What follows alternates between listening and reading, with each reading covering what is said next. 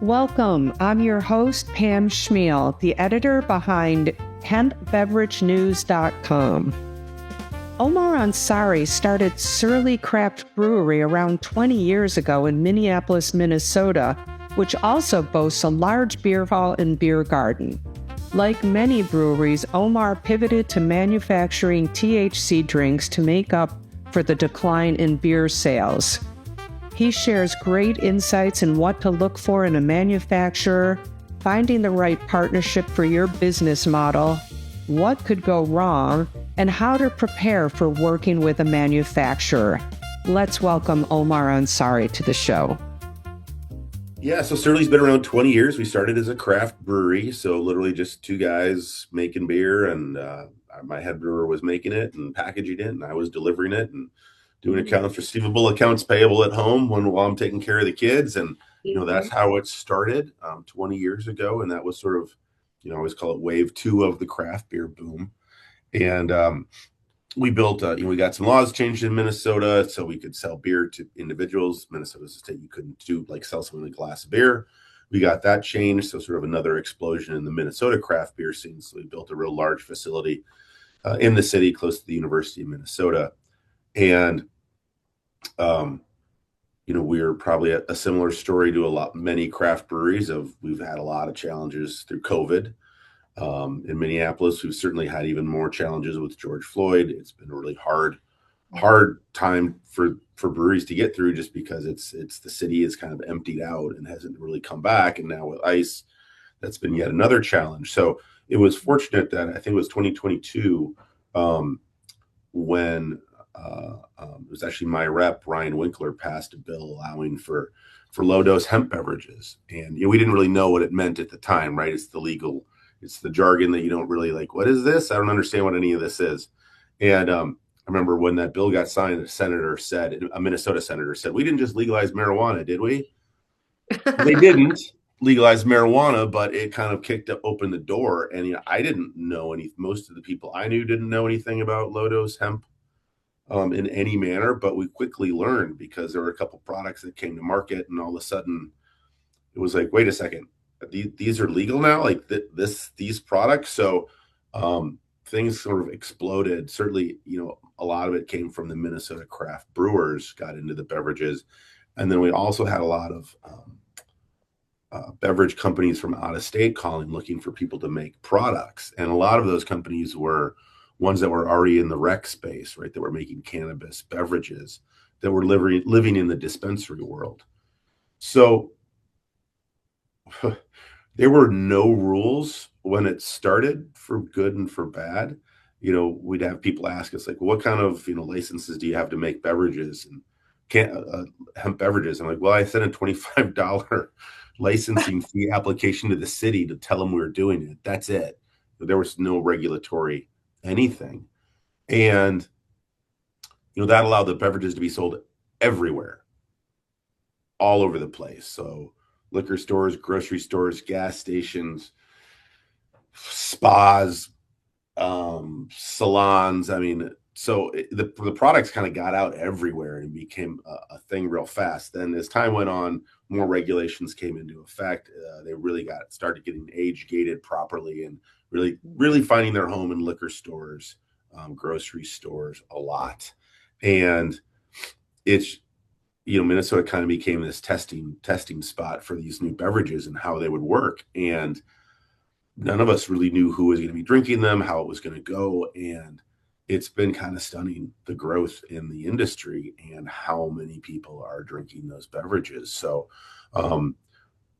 most Minnesota breweries have their own brands, but I would say most breweries are now really absolutely dependent on co-packing and making beverages for other people in other states. I'll tell folks, when you go to liquor store, wherever you find your beverages, there might be 100 brands out there. 7 of them might be from breweries. The rest of them are brands, which are a brand made by probably a brewery that So it's really become a lifeline for Minnesota breweries, because we have all really seen a pretty precipitous drop in our beer sales. I think Minnesota took COVID pretty seriously, and I don't think the numbers have really ever recovered. And of course, changing drinking demographics. We all know that story.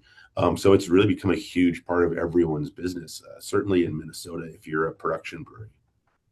Yeah, I mean, I think everywhere, breweries, it just seems like from what I'm hearing. And so, yeah, before getting into like how all this works and things like that, what what are you seeing?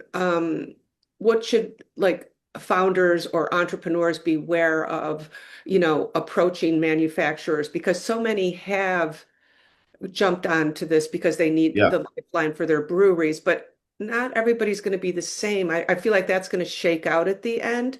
Like, yeah. do you think any advice like approaching, a manufacturer or looking for one that they should really think about? Uh, Yeah, I think that's one of the first conversations you have when you're talking to a co-packer is, a contract packager, co-man, contract manufacturer like ourselves is probably the most important thing is just to understand what their sweet spot is volume wise. Um, and usually whenever I'm talking to someone, we're trying to get that, like, we don't have to talk for half an hour and then get to it. It's like, hey, what kind of sizes are you guys looking for? Because take Minnesota, for example, we're probably one of the larger volume producers. And there's certainly larger ones than us in the country. So like we're not good with startups. We're not good doing really small batch stuff. I've got some friends in the industry that like they specialize in helping folks do formulations, helping them with regulations and labels and getting off the ground. So they're obviously really focused on a much smaller, I mean, they'll do 100 cases for someone. So trying to get that piece figured out early, because if you're looking to do 100 cases, like we're not using each other's time real well because we can't help you out. And same thing if you're an established brand. I met someone yesterday that they're doing oh boy, um, a lot. I'm trying to think. 600 barrels, 600, probably 7,000, 8,000 cases. Those other brands, those other breweries that are startups are like there's no pricing that will work for them, and actually just the volume won't fit, so they won't be a good partner. So just trying to say like, hey, like, are we good partners for each other? Um, is a pretty key part because it's such a volume business. Folks have been into craft breweries, and you can see there are small places that are brew pubs up to huge production breweries. So it's trying to find that slot of what's the right size.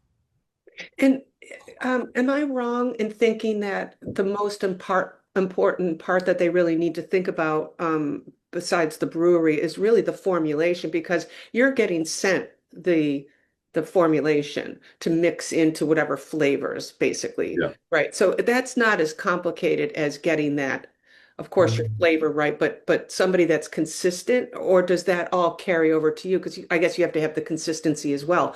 What are the challenges for you and Yeah. their breweries? Recipes are so different from brand to brand. And, we will usually, after that first conversation, send someone an NDA and say, listen, why don't you share your recipes with our head Ben, who's our head brewer, who looks through everything, and the team has to do the work to um, understand the recipe, see if it fits in, because there's some things we won't do because we've run into problems in the past, and some recipes are extremely complicated, and that might not be a fit for where we're at, what we're looking to do, because we have some folks that send us totes of pre-mixed product and we add water and emulsion. Some folks even have the emulsion in it, so all we're doing is adding water and packaging. Those are real simple because they've taken care of everything on the back end. Other folks, we're procuring all of the ingredients on that recipe. So it's folk there's some technical pieces that you need your co-packer to look at that recipe as soon as they can to say like, hey, this is something we can do. There's some particular products out there that need special mixers that not everyone has. And just trying to get to some of those issues right off the bat, as quick as you can, because there are some things where like that's not what we do. So hopefully that someone else will be a better fit. So the complication is so basically the complication is if they ask you to do the actual mixing of the recipe. Yeah. And what would make something complicated? Is it the measurement or is it, No, I mean that's all right. Everything's measured yeah. out. Everything is that. I guess the first thing is just the number of ingredients. So we'll have Okay. some folks that have like 6 or 7, and that's pretty standard. And we've looked at some recipes that have 20 different steps, Uh, and I see. Okay. those, I'm sure they taste great, and it's not that it's kind of, for us as a co-packer, it's really all about efficiencies, right? Like we are trying to, that is the business. It is constantly, emptying a tank, cleaning the tank, moving the packaging line into a new product to keep running. The margins are really slim. So you're always trying to be efficient and doing things quickly. And if there's 20 steps, that means there's 20 steps that we can get wrong. There's 20 Mhm. times we can have a mistake. And they're no one wants to set themselves up for failure of like, well, that didn't work right, because they're not gonna, they'll usually the customer is, they're like, well, that was the recipe, like what's the problem? It's like, well, yeah, these take a lot of time. And that's one way you bid out a job, is like how much effort it takes to put it together. So it's just one of the things to consider. But for example, we ran into some customers who um were using real juice in their products, and there were some solids in them, some pulp in it, right? I mean, think about like orange juice that has pulp in it. you it was the first time, like for a lot of these beverages, it was the first time we were getting into a lot of this world of co-packing. um it clogged up our filters. The way their SOPs were written, their standard operating procedure of here's how you make our beverages, like it just didn't end up working with the way we were manufacturing them. And then it ends up that the THC emulsion ends up binding with some of the pulp. So then the product was out of spec. And so then there's a lot of this of like, well, whose fault is it? Like, why isn't the product a spec? And we would tell them, like, we did what you told us to, that we didn't make a mistake in the production of the product. And then sometimes they'll say, oh yeah, well, our other manufacturer, they did it this way. It's like, well, you didn't tell us that. Like, that's too Okay. late to tell us that now. Like, the product's in a can, we made it the way you asked us to. So that's a learning process for everyone. And there are ways to mitigate that, but that's not how we didn't know that in advance. We know that now. So like, we won't work with folks that have got have that kind of high solids in their juices. And most people we know have kind of moved away from that. A lot of times you don't know that until you do it, right? Mhm. So just trying to understand some of the unique aspects of a particular customer's recipes are pretty key. So they're working with someone to make the emulsion, the TH, Right. give them the concentrate, Right. and then they have to get it mixed into this flavor formulation. So Right. it's either they give you the bulk and you mix it with water. They give you the whole formula Yeah. concentrated, I guess, and you mix it with water. Yeah. Is that the best way to do it? Meaning, Well, that's easy, right? right, that's easy. But then that means that's a pretty high level of sophistication from that customer, that they have everything pre-mixed in totes. So we only have a couple of those, and Okay, so that's not the majority of customers at all. It's definitely the exception. It's great because it is a pretty standard. Really, it's just trying to figure out the product to water ratio, and then carb it up and test it. But that's not how most folks work, right? Certainly not startups, because it's they different. don't, yeah. Yeah, I mean, you've got to be doing it for a while, and there's lots of efficiencies on their end if they do it that way, because they can send it to different parts of the country. Because a lot of people, bigger brands, have co-packers around the country, right? Shipping water is expensive, and a THC beverage is mostly water, right? So, if they do that, they're going to have a more consistent product, most likely from one spot to the other. So that's what some bigger brands do, but don't usually do it. So, we usually tell folks. Where a lot of brands start with is with an emulsion supplier, right? So they've got to find someone, and oftentimes that's their beginning of their emulsion supplier will recommend folks that they work with, that they've had good experiences with, because it's a pretty tight relationship between us and the emulsion supplier, because everyone's got to make sure the products are working right. Because if the emulsion's not working, if there's an issue with um, that product binding with something, then we've got a problem. So it's a great way to start, is asking your emulsion supplier, who do you work with, and they'll often recommend recipe houses, flavor houses, to help you develop flavors if you don't have one in house already. Like those are the key beginning pieces, at least for us. There are places here in Minneapolis, St. Paul, that there are a couple folks, they will help you write recipes. That's what they're good at.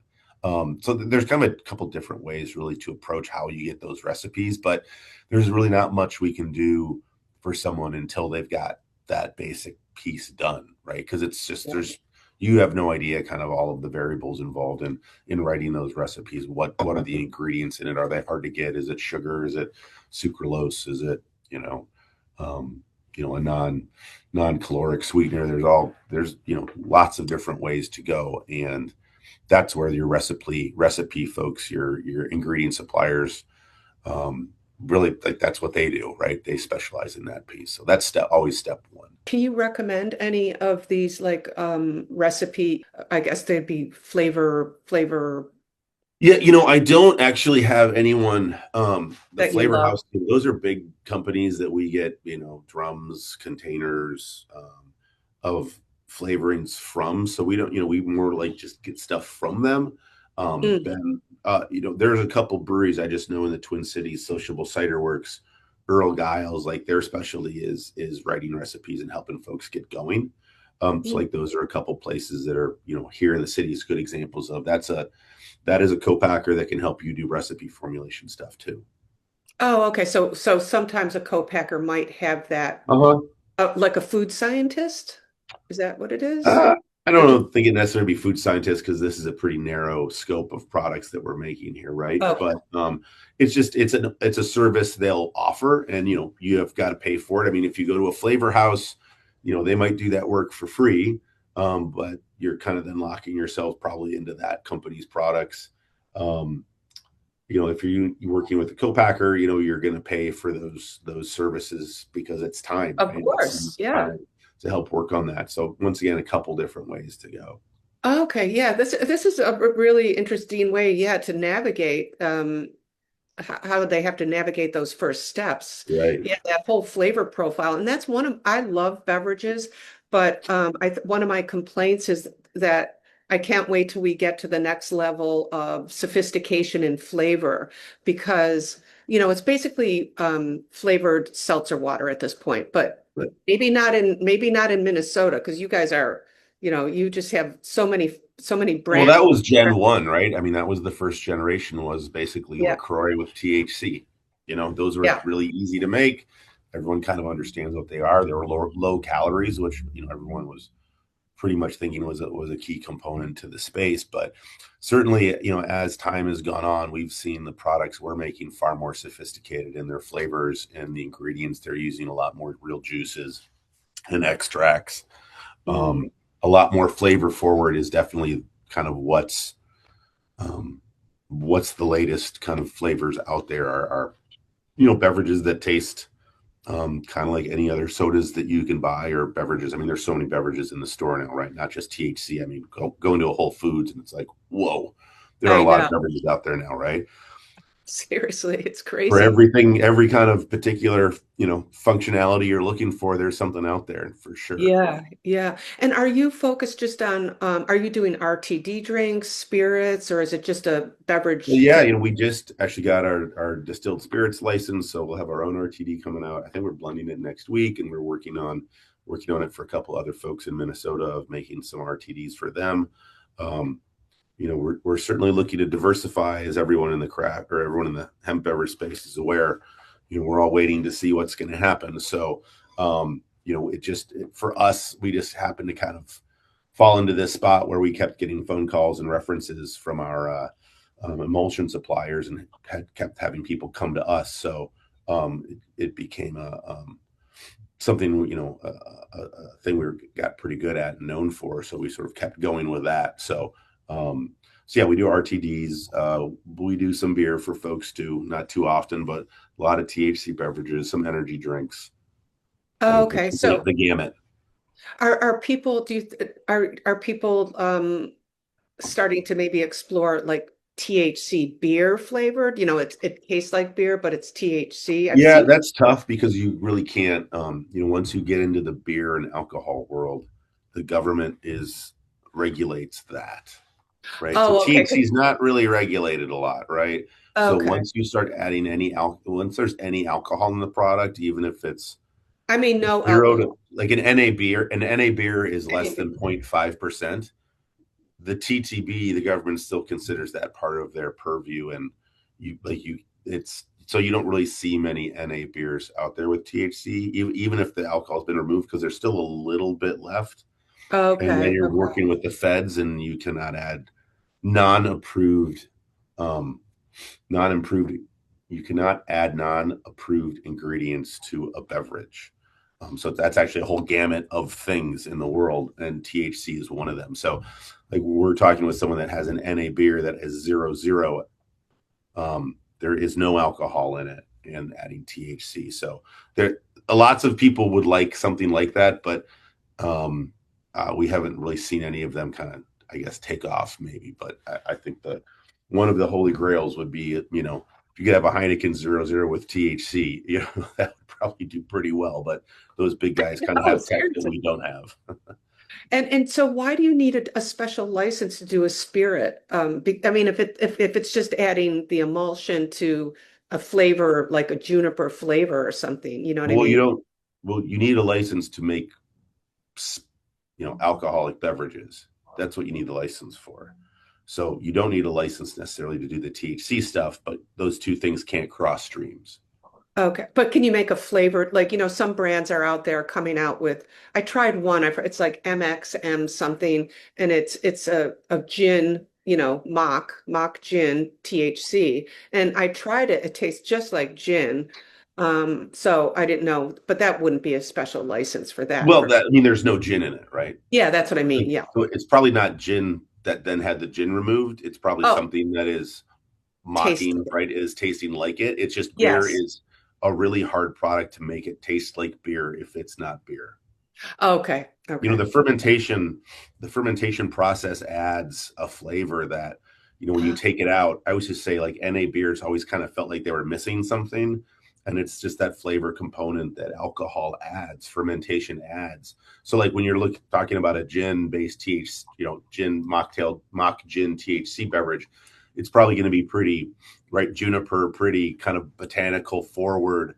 Yes. That's the part that it's mimicking, right? Not the alcohol part of it. So Right. Okay. Yeah, I just feel like, you know, those are going to start coming into play. sure. Yeah, I I feel like mean, that's the thing with THC. There's, it's going to be in every beverage it's that, going to be in everything. I know. anything you can think of, there'll be a THC in it outside of alcoholic beverages, right? Yeah, yeah, it's going to be crazy. Then how about as far as I'm just thinking any other advice as far as like inventory control, but we were kind of talking at the beginning Yeah, about you're not really a benefit to startups. Like what is like that's a hard thing as a startup brand. How do sure. they go out and get their sales first? I mean, determine I when they're mean, not even out there yet. How yeah, I mean, many at this time, like that's how things could start back in the day. When the market launched, but I think distributors are so, they're now cutting brands. They're not adding brands, right? For a while, distributors would they'll take anything, just new products, and now they're definitely doing SKU rationalization, getting rid of products that aren't moving. So it's a far more competitive space to enter into. yeah. And I would say now, if you don't have a product that someone can taste, you're not. There's pretty hard, pretty Yeah. hard to launch something unless you have an in, like you're already a beverage company and they know you. But just being someone that's like, I got an idea, you're going to have to go out and raise some money and do some test batches to get going for sure. Yeah, it seems like a hard point to come in right now as a beverage. There's everybody who's in. Well, right now is a pretty hard Well, point I because mean, besides that. besides the fact that the industry might go away, yeah, that Yeah, definitely has besides got some that. pressure. A lot of folks aren't willing to take flyers right now just because no one wants to get stuck with inventory come November. Yeah, I know. God. Oh, God. Yeah, this is getting crazy. How about would you give any advice about procuring cans? Like, is there anything that, when they're starting, Yeah, what there are a kind of thing? couple. There's three ways to do it. You can sleeve a can, um, which might have the lowest, cost barrier. You can digitally print cans, which They look great. They're pretty, low quantities. That's what most people do. The cheapest thing to do is to buy a truckload of cans. The issue with that is, then you're really getting some huge cost savings. Probably the biggest challenge this industry has is, we are set up with states' rights. So our packaging changes all the time. And it's a huge challenge to the industry because, we're trying to place an order. We're working with one of our older, bigger customers, and they called up. Let me see. I always think I'm a brewer, so I think in barrels, which is a beer thing. But Uh-huh. these guys called us up and they said, "Hey, we want to give you an order for 50,000 cases," and we were working on things. And then they called back and said, "Hey, actually, we need to split that 50,000 into two runs of 25,000." I'm like, "Okay." Then they called back last week and said, "Hey, we actually need to shift that down to no, that's not right. Where did I say 50,000? About 12,000 cases." And then yesterday they called and said, "We actually need to bump that back up to 25,000 Oh, cases." wow. Um, and a lot of that's just due to constantly changing packaging issues. The cans are going to be far less of an issue than the carton. Whether if you use a pack tech, which is sort of the easiest way to do it, but the cartons are what most people have moved to, and that's the thing most places get hung up on is we will be working with a brand, and there's different people in every company, right? So we're talking to maybe the procurement team, oftentimes one of the principals of like, "Hey, we need this product, we're launching, we've got a new distributor, we need this fast." And like, well, the fastest we can get you in is 6 weeks because we don't have any cartons done. So we can pencil you in.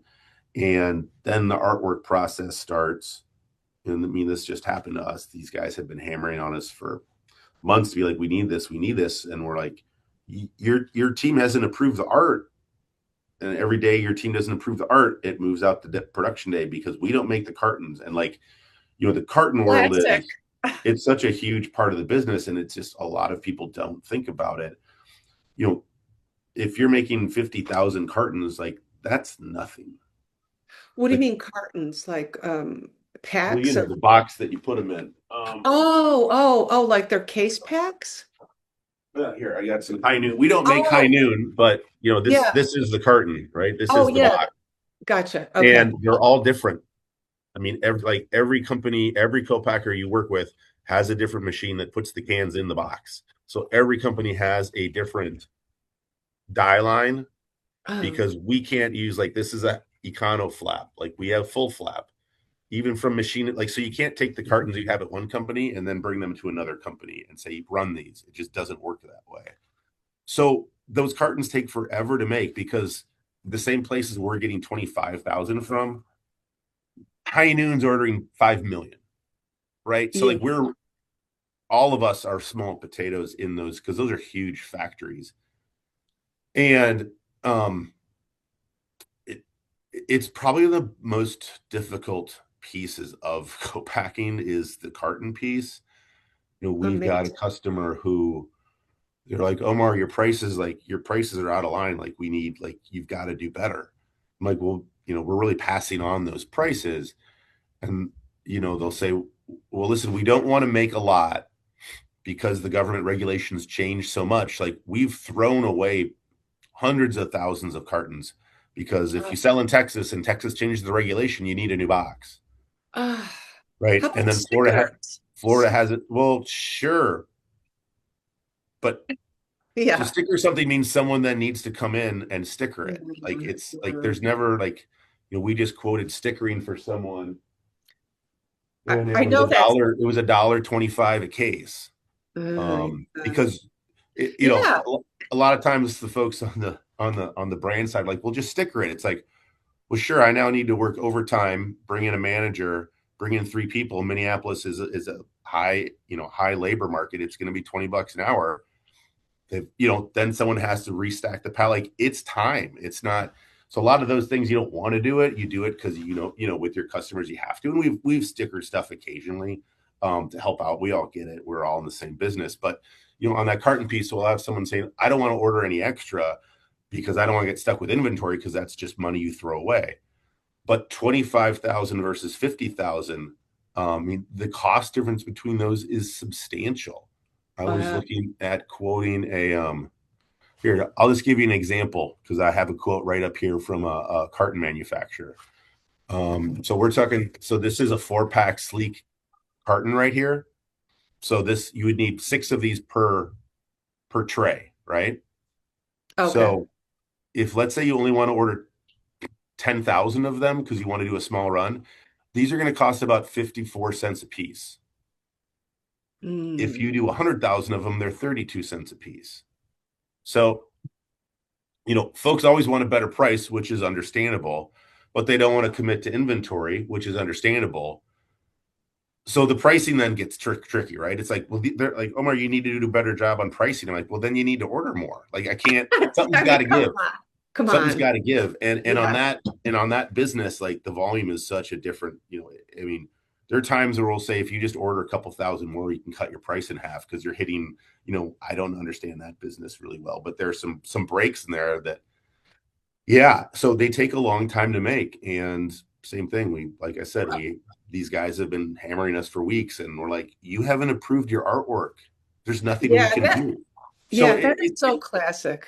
it's tricky, and I get it. And it's oftentimes someone's like, wait, we haven't done what? It's like, yeah, you need to talk to your own team. Like that's not our we're helping to get things done, but that's not our business. Like you have to approve your own artwork. We can't be respond. Right. They're all Right. branding companies. Kind of how the product looks is pretty key. So that's a big challenge in the industry. Is the carton piece because folks will want to That's they'll want to cut their orders or double their orders, and it's like right, but we've slotted you in for a time. Like we yes. can't just increase orders because you've got word that your product's selling well. And I understand we're in the business too, but we don't have extra, probably cans of yours in house. We probably don't have extra Mm, um, ingredients of yours. We probably don't have extra cartons. And if we, increase your order, that means someone else's order gets bumped.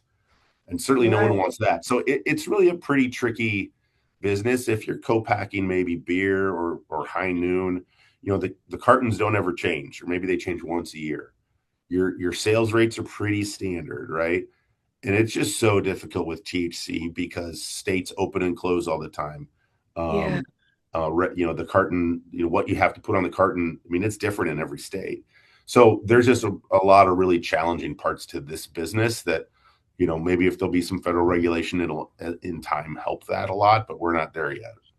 Yeah. Wow. That is so tricky. That is really tricky. So just to confirm, so you offer uh printing in boxes, procuring boxes, and cans as well? Like if somebody came to you and said, "Hey, We sometimes do. I mean, we actually like it better when the customer supplies them because then it's not okay, it's also like a huge cash outlay, right? Like you think about the yes, amount of dollars that, um, like we've got a $156,000 invoice to a customer for ingredients, and I got to ping him today and be like, hey, we make a couple bucks a case. Like these are huge numbers. Like we are not a bank. Like we can't yes, fund that yes, stuff. So, how kind of companies handle that, every co-packer is a little different. Some are like, we're not going to touch anything. You send it to us and then we'll make it.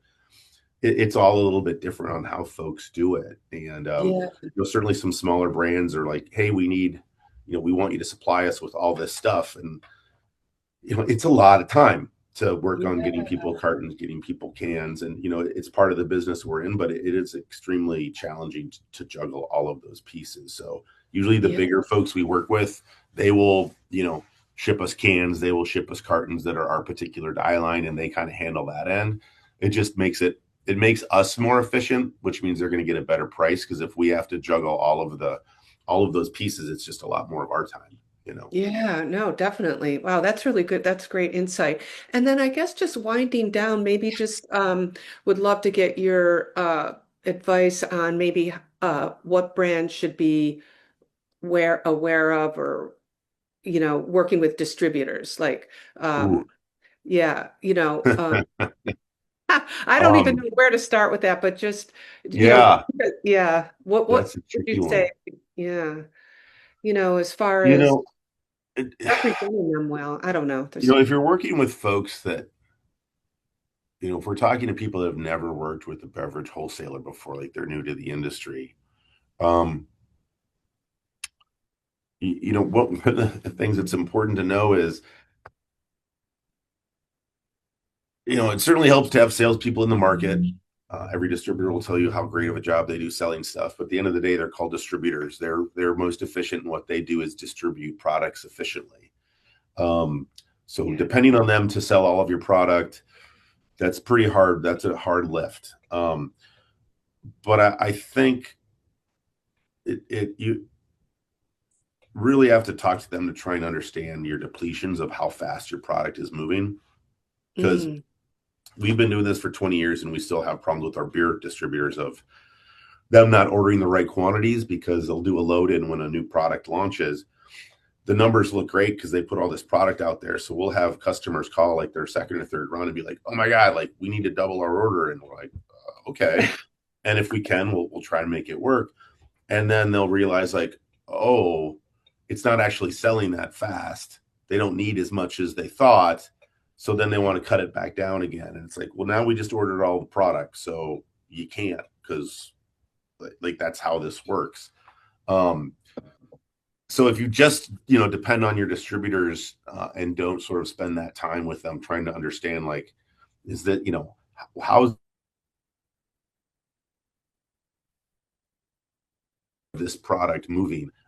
It's full of product that you don't know what to do with. You know, another key I think piece is understanding the 3PL world. So, you know, we have a large warehouse, 60,000 square foot warehouse. So we work with our a lot of our customers and can find a way to hold on to stuff for them for a little bit. Um, I know other co-packers are like, we don't have any room, so when we make it, you pick it up within 7 days. Like mm. that's it. So if you don't have, because your distributor does not want to be your 3PL or your logistics company, they're not going to take it all. So you need to find, and you know, go Google it, 3PL, they're all over the place. But it's another like expense that people don't think of, like, wait, I've got it. It's going to cost me money to ship the product somewhere and to store it. It's like, yeah, our rent just went up to $8 a square foot. Like it's expensive. Yes. Everything is getting more expensive, and real estate's one of them. And it's like, yeah, that pallet just sitting there, it costs us money for it just to sit there. And every time we move it, I've got a guy in a forklift. So all of these things, I think that people are like, well, just that's not a big deal. Just do it. It's like I've got, you know, 5 guys in the warehouse driving forklifts all day long. And if you want me to pull a product out and Mm, you know, ship it, like ship a couple samples to you, like those are hours of work. Like that's not, you know, the fee that you paid me to do the packing, the tolling fee, it's usually called, like that doesn't include sending out boxes by FedEx to, you know, um, uh, a magazine in New York because they want to try your products. Like all of those things cost us money. So it's a challenge we're always facing with of trying to be a good partner. Like, yeah, we can help you out with that, but then we have some customers that are like constantly asking us to do things, and it's like, guys, we're spending, you know, 4 hours a week on this, and that's, you know, those are real dollars. So it's yeah. I mean, the best thing you can have, I always say it, it's the same thing my therapist tells me, communication is the best thing you can have. You know, with your like you just want to be talking to your Yeah. if you're a brand, you want to be talking to your co-packer just to make sure you're all on the same page about things. Because you know, as a co-packer, we want to be a good partner, but there's also just like we can't do everything you think that you want us to do. There's just not enough time. I'm sure a lot of brands don't think about that. Okay, we're done with this. You manufactured it. I got to get it into a warehouse, and then you have Right. your trucking fee. It's all about also those costs of your, Oh, your costs of what you're going to be selling your product at, I think your there's a lot cost of of brands that goods. have gotten into it that there was an expectation to be making money and they really don't. Yeah. You know, all of those things add up. You know, Oh my if you God. have, you know, I would always suggest anyone that's looking at new co-packers, like, well, get references, which is why your emulsion supplier is usually good because they're not going to send you to a company that they know has had challenges Oh, because okay. they're in the middle of it too.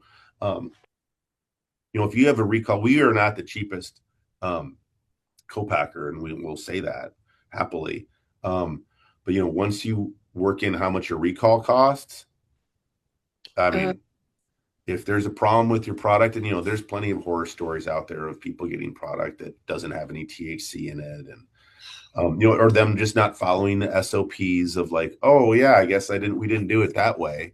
It's like, well, then that's on the co-packer. But a lot of times, if you've already paid for it, then it's a lawsuit. So, references are probably the best thing because, yeah, I mean, we'd give would give anyone new coming on board, 10 references of folks that have been happy with our work. So those are pretty key too, because breweries it doesn't take, all it takes to make a THC beverage is a canning line. as a We've what? got canning line Oh, or a bottling line. mhm. That doesn't mean you're making it well, and it's different than beer. We don't like beer doesn't ever get tested. No one tests your beer. You just sell it. There's a lot of things that can go wrong, and I'm not trying to throw shade on anyone. It's just that Yeah. problems do happen because it is different than making beer, and if it's not done right and you lose that THC potency, I mean, that's a disaster for everyone involved. We've got 4 people in our lab. We have an in-house HPLC, so we test the potency in-house. So, you won't be surprised later, like, oh yeah, I don't know what happened. Oh, And okay. probably another just big key that everyone needs to be aware of, like, you're going to have to do something. You're going to have to pasteurize your product, or you're going to have to add preservatives. So when we got into this, like, we bought an HPLC so we could do ongoing testing, because I realized that that's what this industry is going to need to grow. And we also put a pasteurizer in right away, because that's what people are looking for, is a clean label without preservatives. Whole Foods won't take it if there's preservatives in it. Then it's a whole nother set of costs, and you've got to get a letter from someone saying, here's the temperature levels you've got to hit. So not every craft brewer can pasteurize. And, at the end of the day, it's going to be up to you as the brand owner to understand some of these pieces, because there's different ways to pasteurize. One's called flash, one's called tunnel. So flash just pasteurizes it before it gets to the canning line. So if there's something wrong with your canning line, or there's something growing in it, your cans will still get infected. The only way to do it is a tunnel. But the brand have to understand the differences between those things, because you might not always get, you might get an answer you're looking for, but it might not be the right one. And if you don't know the right questions to ask, it Good. may cost you down the line. Great point. I might even write an article specifically on that, like as what we Oh need to. yeah, the shelf stability is a huge issue, and Yeah. beer is not an issue because of the pH, and it has alcohol in it, Mhm. and we're not adding sugars. Well, all of these products have sugars in them, so their stuff's going to grow in them if you do not manage it. And those are real things. Like, it's a whole industry of process authority letters that seems to be this bit murky science that we don't, that's not we have to get a letter from someone saying, here are the numbers. And that's just something you got to go get. So yeah, there's a lot of little nuances to the industry you got to Yeah. wrap your head around. And do you think we have good shelf stability? Do you have any knowledge about like what kind of shelf stability is? So everybody's pasteurizing their cans basically in some sort Well, of. no, not everyone. I mean, there's a lot of them use preservatives, which work just fine, right? I mean, that's been proven that stuff is really stable. It's just folks usually want a clean label. I'm trying to see if this Oh, beverage has anything in it. And when the industry started, we did a test and we found most of the products in the market didn't have any THC in them. They all got scalped, and that was a process in which the THC would bind to the can liner, and that oh was yes, I remember that. Yeah. and it's gotten figured out. People understand it. So it, I would say in general now, I would certainly be much more confident that what's on the can is what's in the can.